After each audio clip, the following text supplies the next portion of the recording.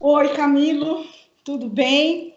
Estou aqui hoje para conversar um pouco com o Camilo Vanucci, que escreveu o livro Marisa Letícia Lula da Silva, e vai contar um pouquinho para a gente dessa história, de como foi escrever essa biografia da Dona Marisa, e como é que você se aproximou dessa história dela. E eu fiquei muito curiosa de saber como é que foi você conhecê-la quando era criança ainda e começar a escrever sobre a vida dela só depois que ela faleceu. Então conta um pouco para a gente isso. Lina, queria agradecer a oportunidade, o convite para poder bater esse papo com você aqui, nesses dias de isolamento, de cárcere privado. Queria muito ter ido, a gente tinha marcado um lançamento na livraria em Santos e vamos ter que adiar essa visita presencial, então a gente substitui nesse momento aqui por esse vídeo, por essa conversa. Então, queria Vamos antes de tudo fazer, agradecer. vamos fazer a presencial ainda. Isso. Bom, eu conheci Marisa quando eu era muito pequeno ainda, em 86, durante a campanha para deputado constituinte, que o Lula foi candidato e foi, inclusive, o deputado mais votado no PT de São Paulo, no estado de São Paulo, naquele processo, né, de redemocratização que estava sendo feito aí em meados dos anos 80. O meu pai, ele era naquele momento um assessor do Sindicato dos Metalúrgicos de São Bernardo. Então ele é afiliado ao PT, trabalhou a vida muitos anos assessorando o presidente Lula. E naquele momento, em 86,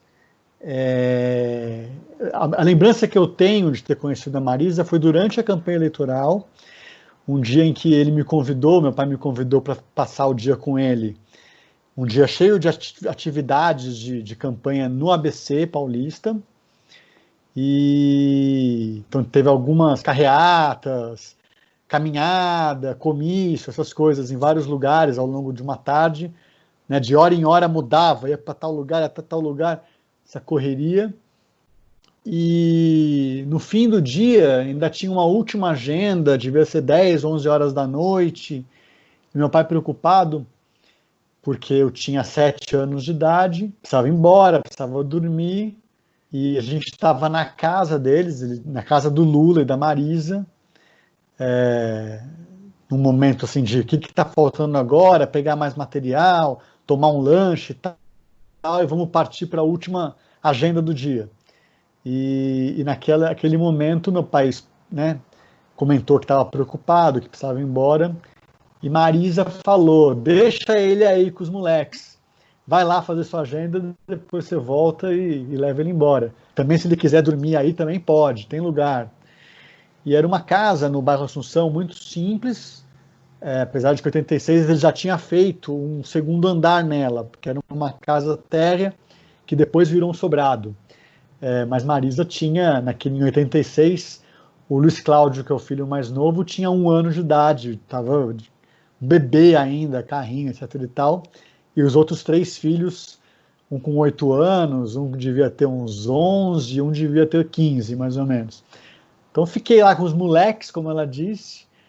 Eu lembro, assim, da minha memória, devo ter perdido muita coisa, mas eu lembro que o Cláudio, que é o filho mais velho, o Marcos Cláudio, ficou fazendo uns tostex pra gente, daqueles sanduíches, né, de misto quente com pão de forma, para os filhos. Teve refrigerante, daí eu fiquei brincando de heróis com o Sandro, que rivaliza a idade comigo, ele é 1 ano mais velho do que eu.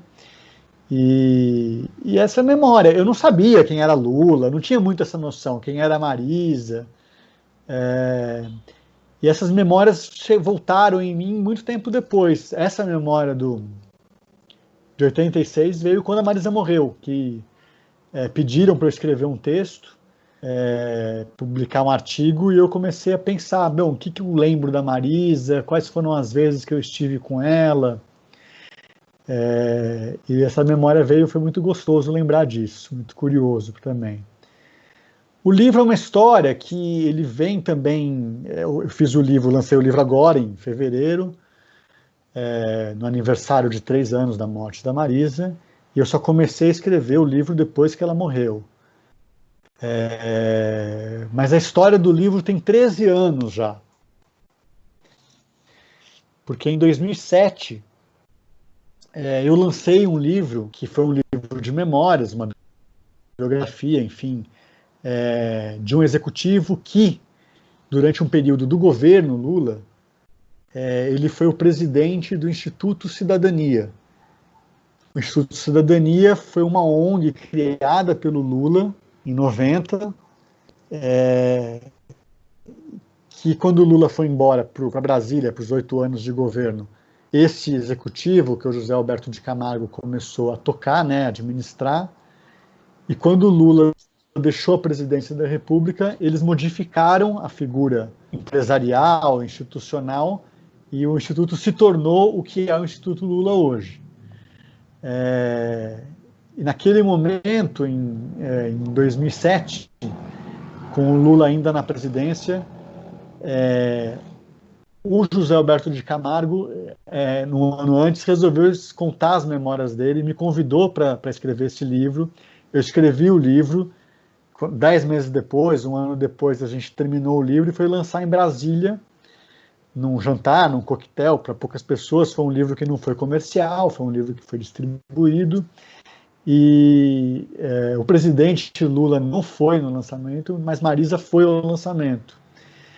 E ali numa conversa, assim, bem de coquetel mesmo, nós três em pé, copo na mão, aquelas comidinhas, né, de comer com palitinho e tal, não sei o quê, ela parou com a gente e começou, muito curiosa, a querer saber do Camargo como que era escrever um livro de memórias. Quantos meses, se eu tinha feito muita pergunta, quantas horas de entrevista, ela queria saber como era isso. E ele começou a responder, eu também batendo papo ali, com os dois, e ele dá a deixa, ele fala para ela, Marisa, a senhora também deveria escrever um livro de memórias. E na hora eu nunca tinha pensado nisso, mas eu concordei com ele, falei, eu também acho, eu quero ler esse livro, Marisa. E daí o Camargo fez o que para mim era uma brincadeira, mas ele falou assim, não, você não vai ler, você vai escrever. E eu, que nunca tinha pensado naquilo, respondi com um xiste, com uma brincadeira, virei para Marisa na hora e falou, bom, podemos começar amanhã mesmo. Eu me mudo para Brasília uns meses, a gente faz o trabalho. E ela desconversou, falou, não sei, livro de memórias, mudou de assunto.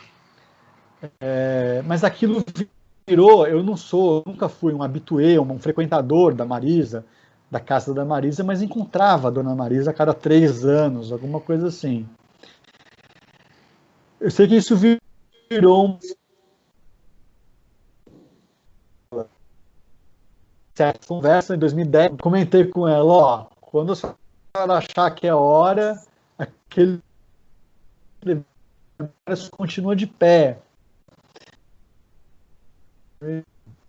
14 virou uma espécie de mas não era uma brincadeira, eu estava naquele momento já levando a sério a ideia de escrever. E eu sei que em agosto de 2015, uma vez ela tinha desconversado, outra vez ela perguntou para mim se eu tinha conversado sobre isso com o Lula. Eu até bem petulante respondi a ela falando, não, por que eu vou pedir autorização para o Lula? Eu quero escrever um livro sobre a senhora, não é sobre ele. Quando eu quiser escrever um livro sobre ele, agora eu estou falando com você. A minha ideia, a minha proposta, o meu convite. E ela falou, não, mas pergunta para o Lula. Eu sei que eu fiz chegar uma carta no Lula também, perguntando o que ele achava, se a gente podia fazer.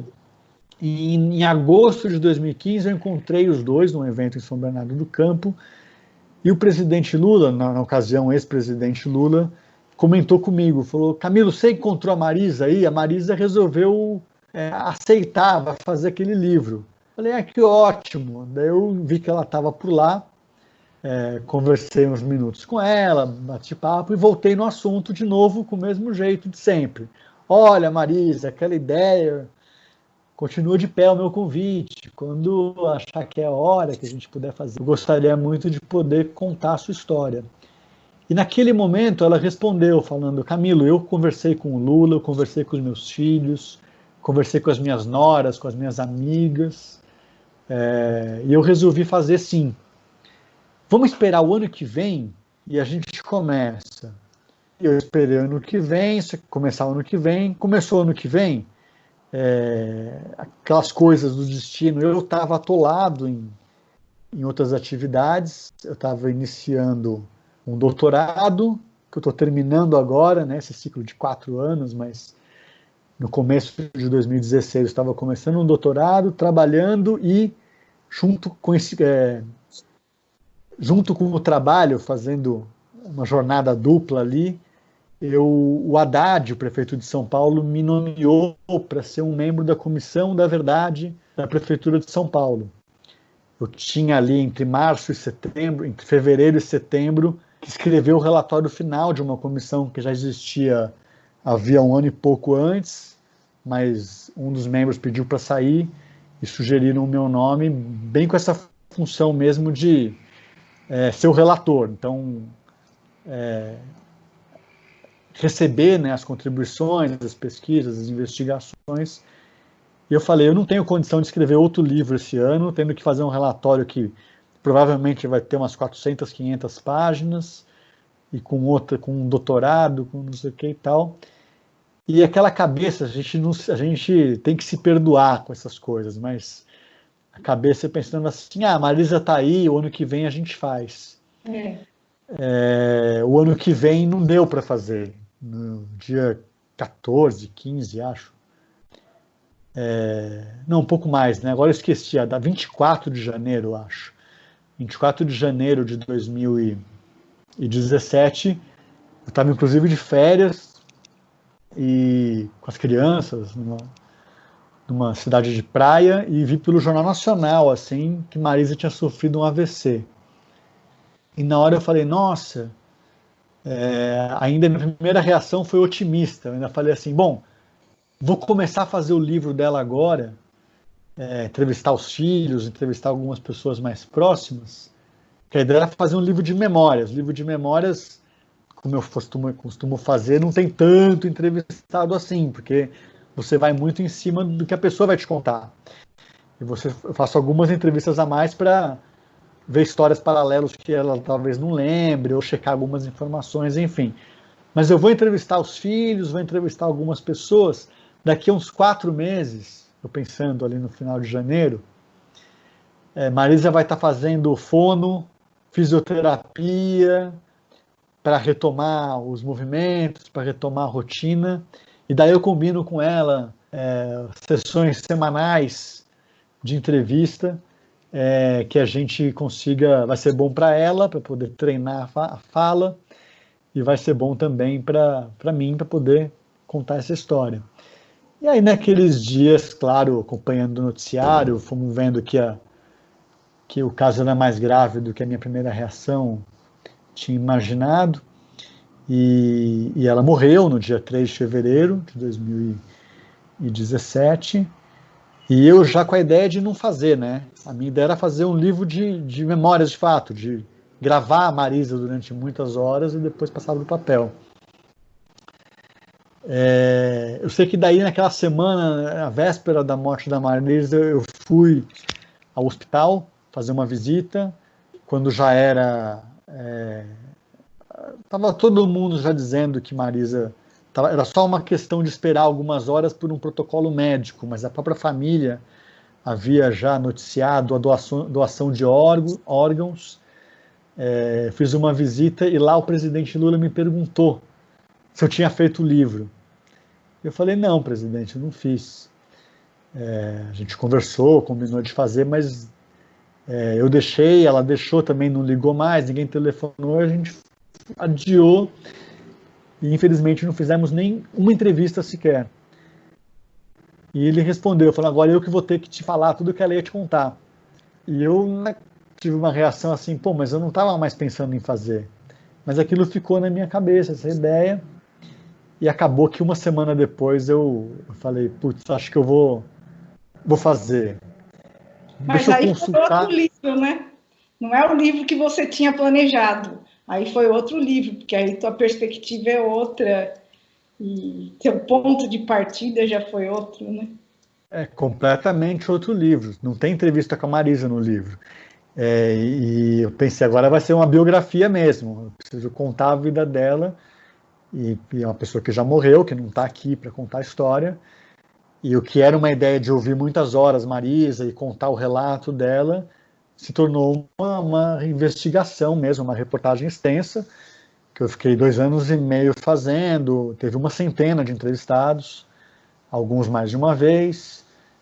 Li muita coisa, porque aí também eu queria contar as ambientações, né? Então, o que era o sindicalismo em São Bernardo do Campo nos anos 70, o que era o Palácio da Alvorada e as histórias das outras primeiras damas do Brasil, o que era aquele palácio em que a Marisa comandou ali, coordenou uma reforma importantíssima.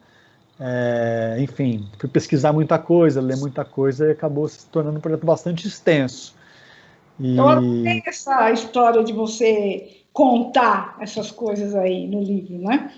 E porque assim como você contou da sua lembrança de criança lá com os filhos dela e com ela, conforme eu fui lendo essas coisas que você contava, eu até comentei com você na época. Eu lembrava também, porque você conseguiu no livro me trazer lembranças também dessa época, de quando eu era criança, e eu via essa movimentação toda em torno do Lula e do PT em São Bernardo, e eu também era criança e eu não sabia muito bem o que era aquilo que estava acontecendo, né?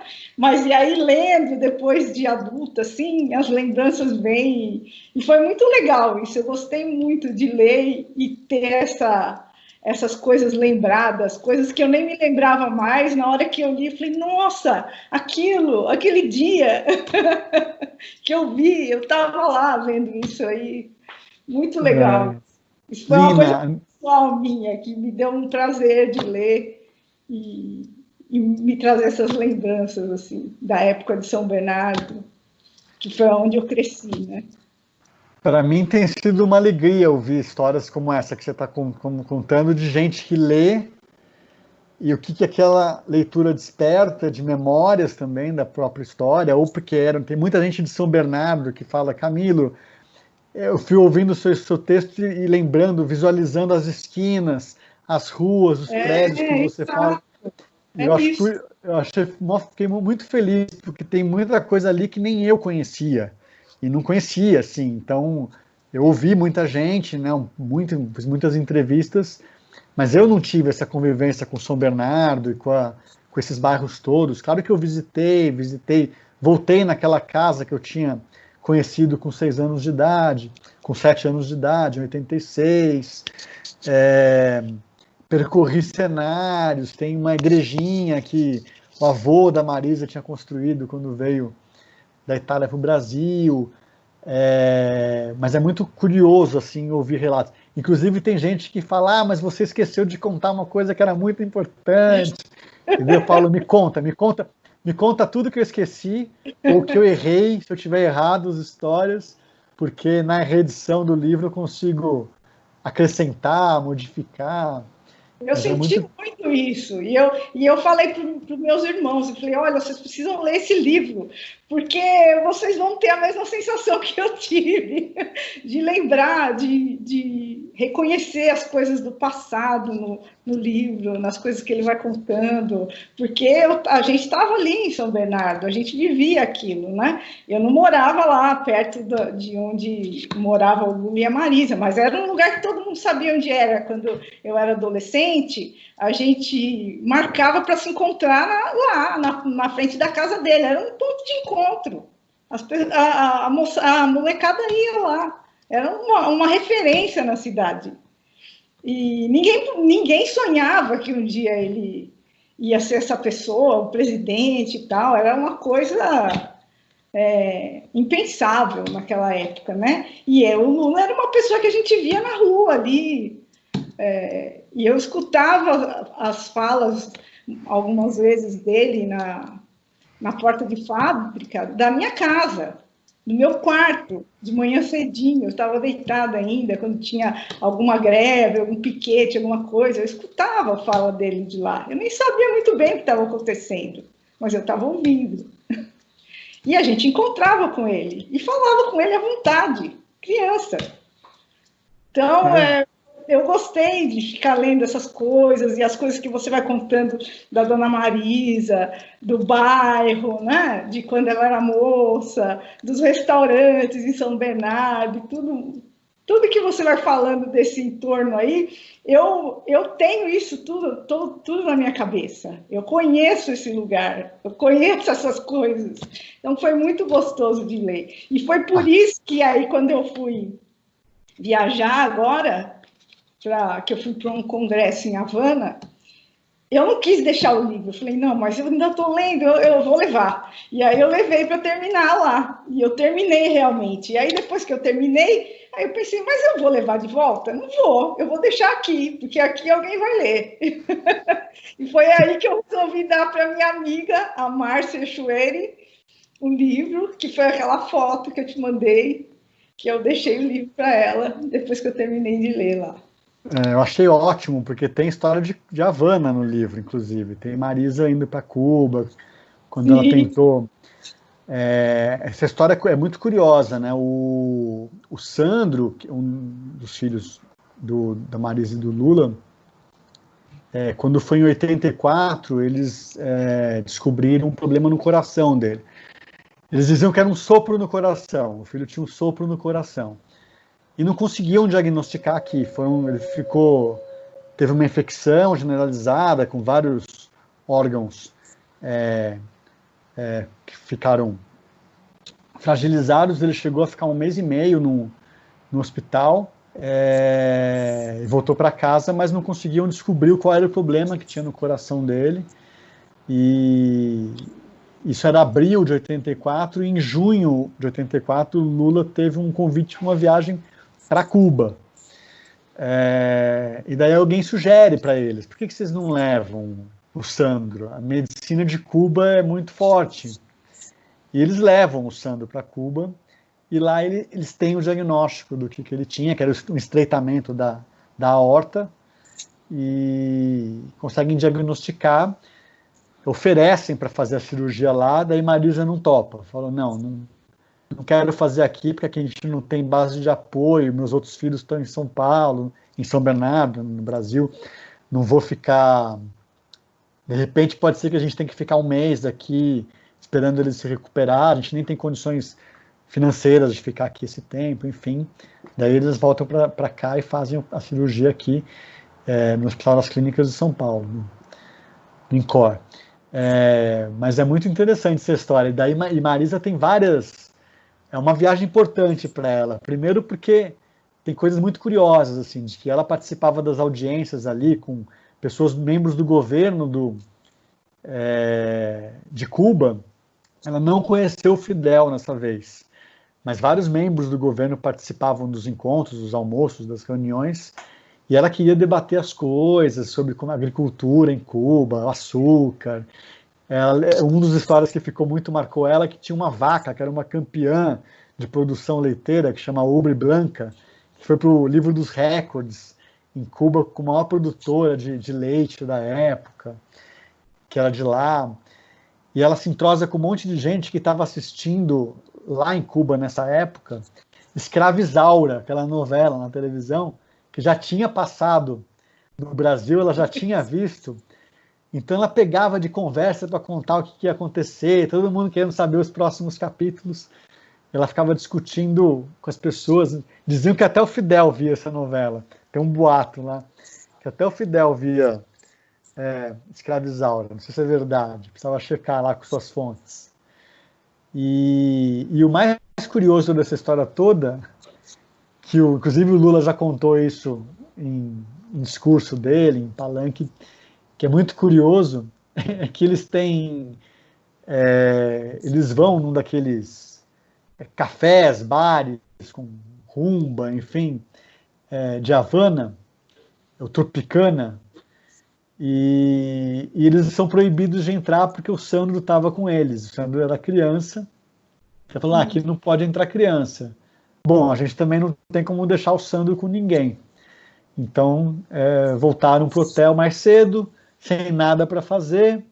Lula e Marisa, o Sandro dormiu, eles não tinham o que fazer mais. Estava todo mundo do resto da delegação, da comitiva, estavam lá no Tropicana, se divertindo. O que aconteceu? Marisa volta grávida de Havana para São Bernardo. Então, o último filho, o Luiz Cláudio, que nasceu em 85, foi hecho em Cuba.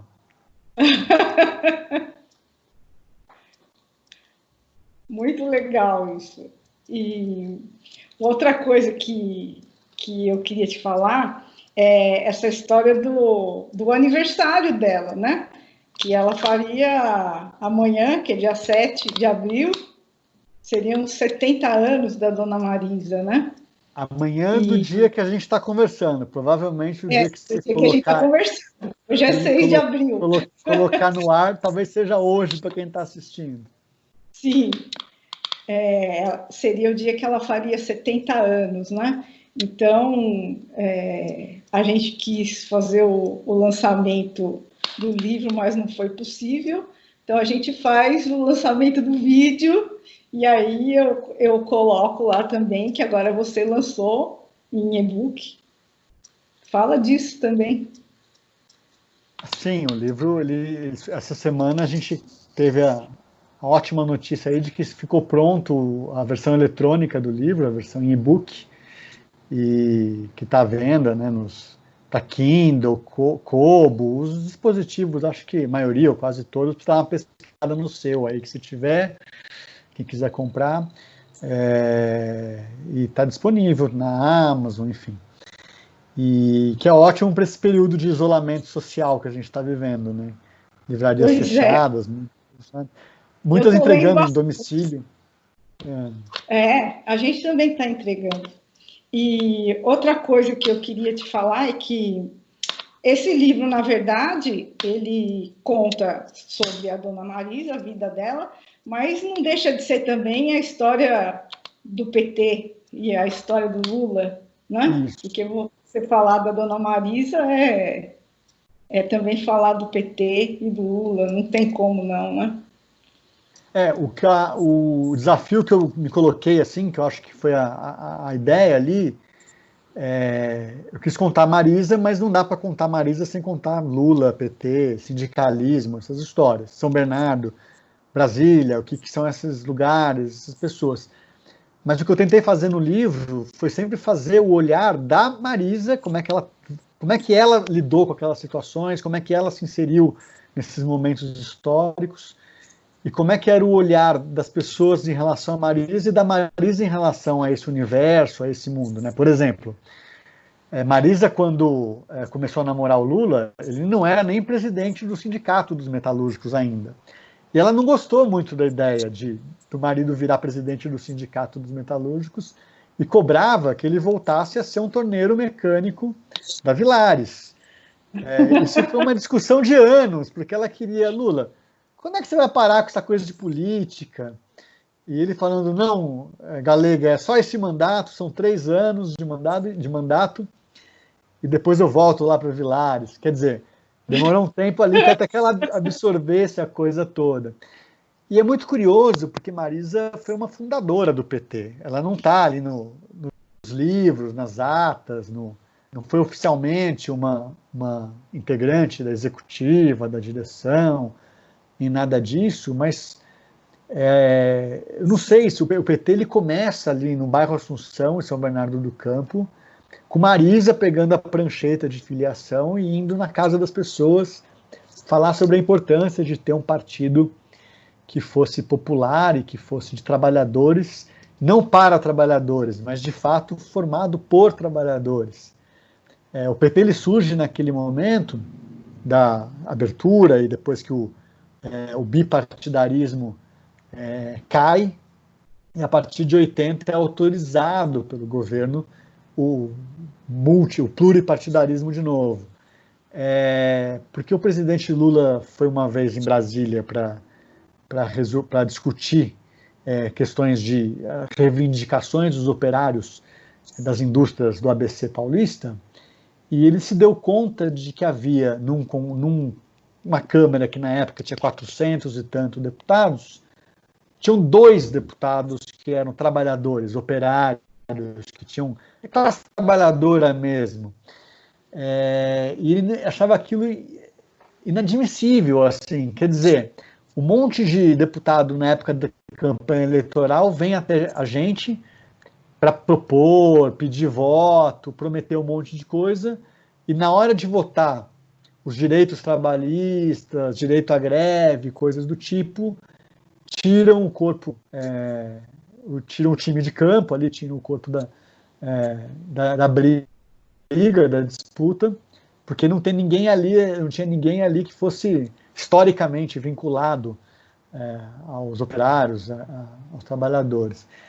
E aí, então, tudo isso se cruza ali na vida da Marisa de um jeito em que ela, naquele momento, também veste a camisa, é fundadora do PT, assim, as reuniões são feitas na casa dela, em 79, 80, até meia-noite, 1 da manhã, um monte de gente debatendo política, discutindo as coisas, e ela não só veste a camisa, como depois ela vai fazer camisa também.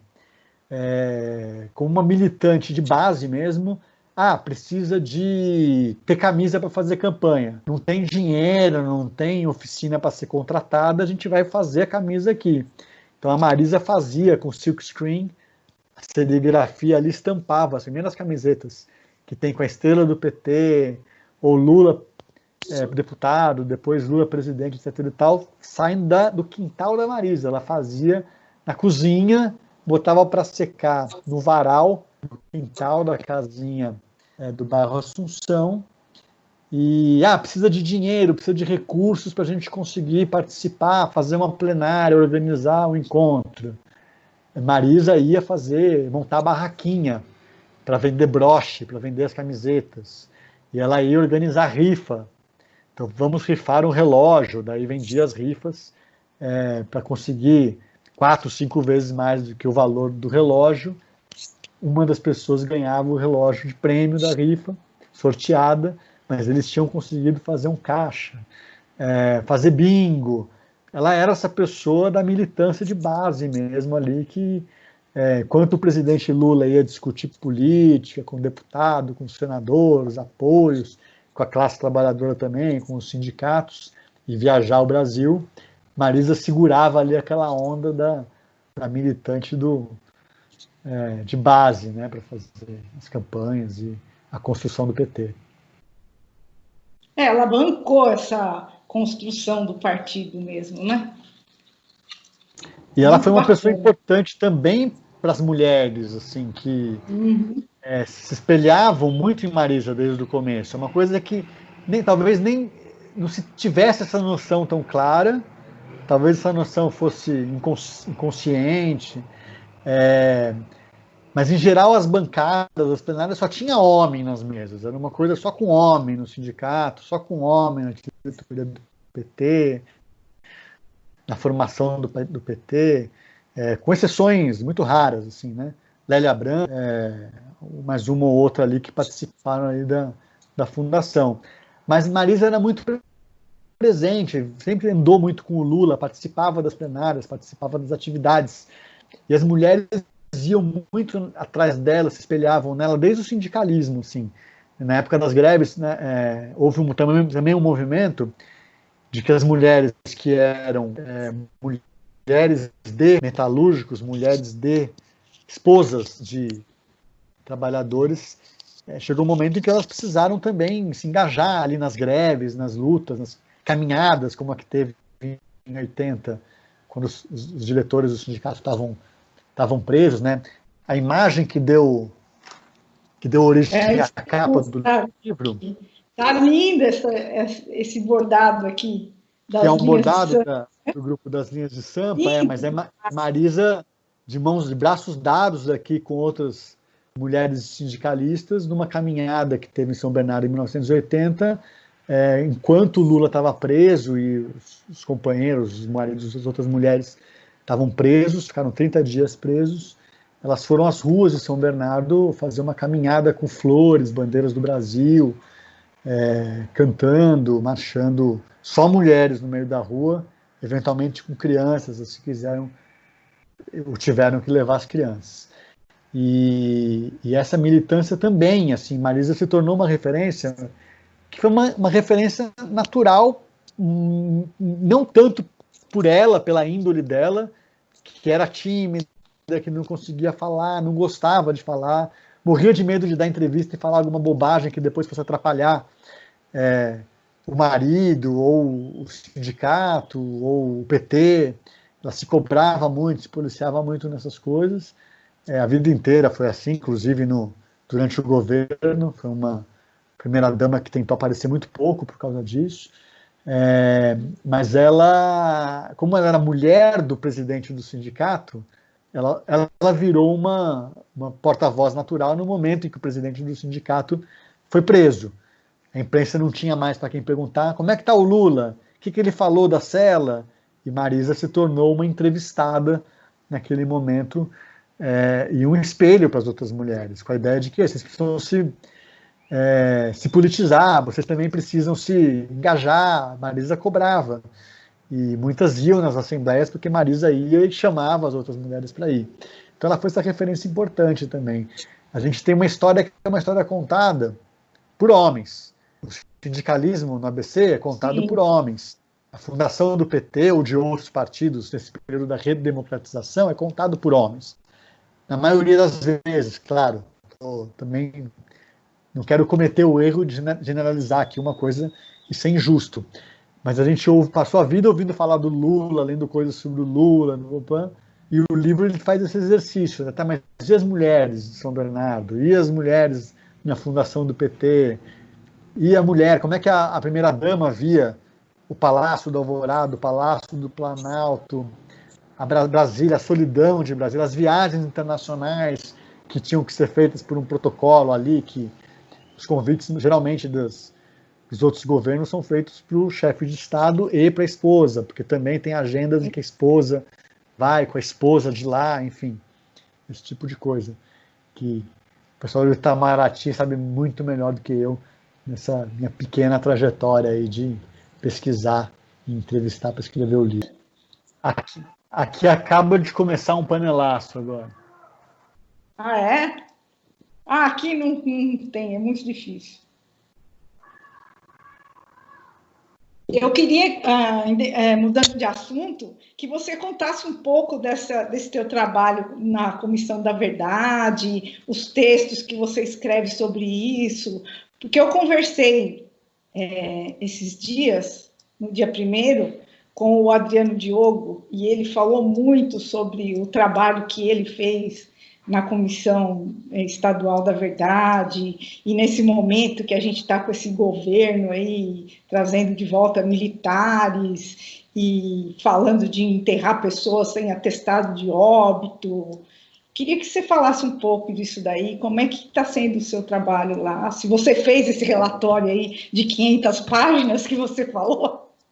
Fiz, então, a Comissão Municipal da Verdade, ela teve um mandato limitado no tempo, era um mandato de 2 anos, a gente ainda estendeu por 3 meses para dar tempo de terminar, mas terminou em dezembro de 2017, teve uma cerimônia com as últimas semanas da Prefeitura do Haddad, e ele fez uma recepção, eu entreguei nós, os membros da comissão, éramos 5 membros da comissão.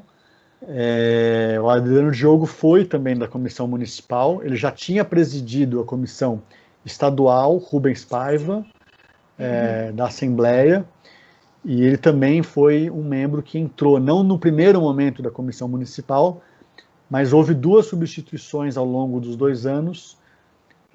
Então, na comissão inicial, ela começou com o Fernando Moraes sendo um dos membros, e o Fernando Moraes pediu para sair, o Adriano Diogo entrou no lugar dele. E depois, na reta final, assim, faltando... A gente deveria entregar em setembro de 2017. Entreguei em dezembro. Mas em janeiro de 2017, o César Cordaro, que era outro dos 5 membros, pediu para sair também, teve que sair. E eu entrei no lugar do César Cordaro. E além de mim, do Adriano Diogo, tinha o Audálio Dantas, jornalista, que faleceu 1 ou 2 anos atrás. Apesar de trabalhar tanto com memória e verdade, a minha memória agora me falha se faz 1 ano ou 2 que o Audálio nos deixou. Tinha o Audálio Dantas, a Tereza Lajolo, que era a nossa coordenadora, e o Firmino Fecchio, que também é um outro militante histórico dos direitos humanos, especialmente do direito à memória e verdade. Eu fui ali e ela tinha também essa comissão de 5 membros. Eu ia falar que eu era o mais novinho ali da história, entendeu? Eram todas pessoas que tinham uma militância histórica, que viveram o período da ditadura, das grandes violações de direitos humanos da ditadura. Já tinham tido outras atuações importantes nesse sentido, né? O Audálio Dantas presidia o Sindicato dos Metalúrgicos de São Paulo, do Sindicato dos Jornalistas de São Paulo, e depois a FENAGE, no momento em que o Vladimir Herzog foi morto, foi assassinado. Então ele, como presidente do Sindicato dos Jornalistas, ele liderou aquele movimento todo dos jornalistas de oposição ao regime, no momento em que o Herzog, que presidia o jornalismo da TV Cultura de São Paulo, foi morto. A Tereza Lajolo, ela era vereadora de São Paulo na gestão Luiz Erundina, quando, em 1990, foi encontrada a vala de Perus, que é um dos episódios mais agressivos e macabros da história da repressão no Brasil. Tem um cemitério em São Paulo chamado Dom Bosco, num bairro chamado Perus, um cemitério criado em 1970 pelo Paulo Maluf, quando era prefeito, que depois, 74, 75, criam uma vala clandestina para esconder restos mortais de pessoas que, parte das pessoas que foram encontradas ali, foram mortas pela repressão ou pelos Esquadrões da Morte, que era uma espécie de milícia dos anos 70 e 80, para quem não viveu a época. Policiais ou militares iam para a periferia durante a madrugada e executavam pessoas na periferia, principalmente os pretos e pobres, que ainda hoje são assassinados pela polícia militar. E foi encontrada em 90 essa vala clandestina com 1.049 ossadas ocultadas ali dentro. E que só agora, 30 anos depois, este ano, deve ser concluída uma análise de DNA e de medicina forense ali, de antropologia forense, para descobrir se consegue localizar mais pessoas ali. Já foram localizadas militantes políticos que foram, de fato, assassinados em tortura, que tinham sido jogados ali nessa vala. Enfim, e o César Cordaro, o Firmino Fecchio, que também trabalhou comigo na comissão, foi ouvidor da Polícia Militar de São Paulo durante muitos anos, denunciando episódios de violações de direitos, e foi participou do Ministério dos Direitos Humanos no governo Lula, também com livros importantes e iniciativas importantes relacionadas à memória dos presos e desaparecidos políticos, a Comissão da Anistia e outros.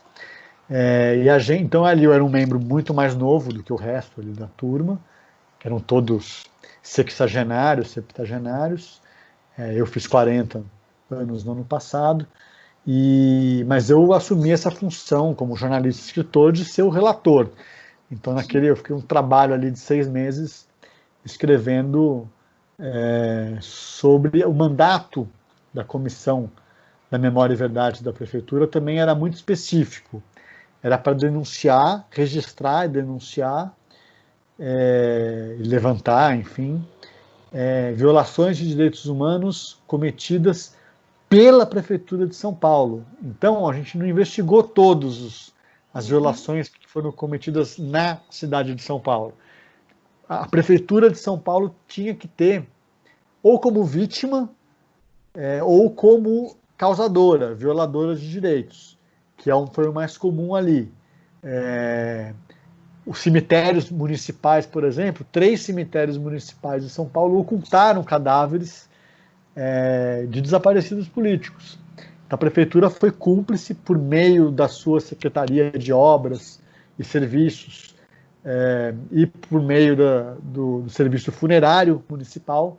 Ela foi cúmplice e atuou em uma violação gravíssima, que é de ocultação de cadáveres, que todos os mecanismos internacionais colocam como um crime imprescritível, porque é um crime que, enquanto o corpo está desaparecido, enquanto o corpo está ocultado, o crime de ocultação continua a existir. Então, até hoje, se tem um desaparecido político que foi enterrado numa vala comum de um cemitério municipal e a autoridade municipal não revela, a autoridade municipal está reincidindo nesse crime de ocultação. É um tema que sempre foi caro a mim, desde criança, porque o meu pai foi um preso político por 5 anos, meu pai foi um torturado da ditadura militar, e o meu pai foi o ministro de Direitos Humanos do governo Lula, que atuou para que, por exemplo, a Comissão Nacional da Verdade pudesse existir. Ela foi sancionada e ela foi instalada já com a Dilma Rousseff, no primeiro ano do governo dela, mas o arcabouço legal que a criou foi desenvolvido no final do governo Lula, com meu pai como ministro dos Direitos Humanos. Mas a comissão, de fato, foi o primeiro momento assim, que eu tive uma atuação sistemática de escrever sobre o assunto e continuei fazendo. Tem um blog hoje no UOL em que meu tema principal Memória e Verdade, ditadura militar, tento contar episódios dos anos 60, 70, ou fazer paralelos com hoje, e estou trabalhando em outros trabalhos. Esse assunto me interessa muito. E agora estou esse ano pesquisando especificamente o tema da vala de Perus, é um tema que eu vou escrever até o final deste ano. Eu devo publicar sobre a vala de Perus, que é o tema que eu estou pesquisando neste momento. Olha que bacana.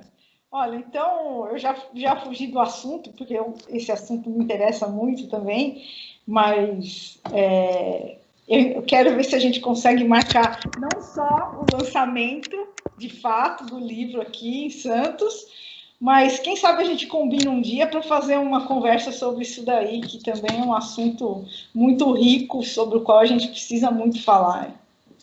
Muito importante que a gente fale sobre isso. Tá bom. Combinado, vai ser um prazer e uma honra. É bom que pessoalmente a gente abre perguntas para a plateia, né? Sim. Saber se alguém mais tem dúvidas ou quer conversar, ou histórias. As pessoas têm histórias também sobre impressões. É curioso, Lina, que Marisa é uma pessoa que muita gente se habituou durante 30 anos de vida pública a ver Marisa em noticiário, em alguma coisa de fotografia, eventos, ou ler alguma notícia sobre ela, e as pessoas convivem com essa imagem com muito mais força, eu acho, do que outras ex-primeiras damas que eu fico tentando lembrar. Talvez Maria Luísa tenha sido, embora falasse pouco, aparecesse pouco, não publicasse, não desse entrevistas com frequência, mas era uma figura muito frequente, as pessoas viam Marisa e ouviam falar dela. Mas é curioso que muita gente tem ideias, noções sobre Marisa que não condizem, muitas vezes, com o que a gente pôde entender e descobrir e apurar nesse período de reportagem que eu fiz para fazer a biografia dela, né? E tem muitas fake news, muitos boatos, muito discurso de ódio, inclusive, que circulam, né? Eu comento que tem um que até hoje, nossa, como as pessoas falam disso, que Marisa ficou milionária vendendo Avon. Não sei se você já viu essa história por aí. Nossa, eu não vi. Mas eu acho curiosíssimo, porque eu faço uma publicação sobre ela. Ah, Marisa, você contou como é que ela ficou milionária vendendo Avon? Eu falo, puxa vida, primeiro que ela não ficou milionária. Tem essa discussão de os bens da Marisa que estão bloqueados e que querem que sejam desbloqueados, mas é o dinheiro que o Lula recebeu nas palestras, famosas palestras que ele fez ao longo de mais de 2 anos em diversos países, com um cachê alto para fazer a palestra, que era o mesmo cachê que o Bill Clinton cobrava. E Marisa foi casada com o Lula em comunhão de bens. Então, eles têm os bens todos juntos numa conta. Então, chega na casa dos milhões de reais, claro, mas porque foram, durante 2 anos, palestras muito caras que o Lula realmente fez. E depois que Marisa podia ter vendido a Avon, mas ela nunca vendeu a Avon. É uma coisa que não fez parte do... A Marisa foi babá com 9 anos de idade, ela viveu em casa de família, ela chegou a morar dos 9 aos 13 anos, ela foi babá, ela cuidava de 3 crianças. E teve um momento ali, com 11 anos, que ela passou a morar na casa da família em que ela trabalhava. Ela ficava de segunda a sexta na casa, ia para a casa dela no final de semana. Marisa foi operária numa fábrica de chocolates de São Bernardo, na Anchieta, embalando bombons. Conheci essa fábrica, por dentro, inclusive. Ah, que legal. A gente ia lá para conhecer quando era criança. Então, às vezes, as pessoas falam disso como se fosse depreciativo para ela dizer que ela vendeu Avon. Não tem nada de depreciativo em vender Avon.